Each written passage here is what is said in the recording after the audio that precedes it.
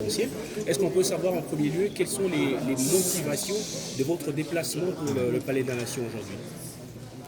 Merci. Nous sommes un grand parti, mais nous sommes aussi les alliés de l'UDPS. Nous sommes de la coalition Cash. Donc il est tout à fait normal que quand les chefs de l'État, le premier d'entre nous, citoyens congolais, initie une démarche salutaire pour nos populations, il est donc tout à fait normal que nous puissions aussi répondre à son invitation. Nous venons de passer une bonne quarantaine de minutes avec le chef de l'État. Nous avons échangé dans un climat serein, convivial, puisque nous sommes de la même famille politique, et notre échange a été fructueux.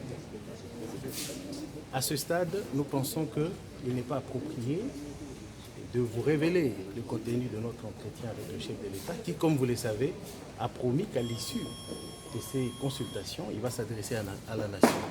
Donc nous sommes convaincus que certaines de nos idées, de nos propositions, se retrouveront dans son discours à la nation. Et en ces moments-là, nous tous, nous allons nous retrouver et peut-être qu'on pourrait échanger sur ce discours-là qui sera le plus important.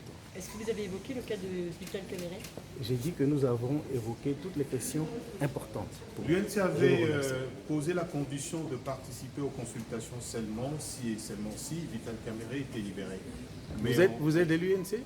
Nous avons suivi Je suis le secrétaire général du parti et nous avons une direction politique nationale qui gère toutes ces questions et qui donne la position du parti. Donc nous ne sommes pas ici pour spéculer. Nous avons bel et bien répondu à l'appel du chef de l'État et je crois que c'est l'important. Est-ce que vous êtes pour ou contre le maintien de la coalition au pouvoir à ce stade ou est-ce qu'au moins vous partagez le point de vue du chef de l'État sur les blocages?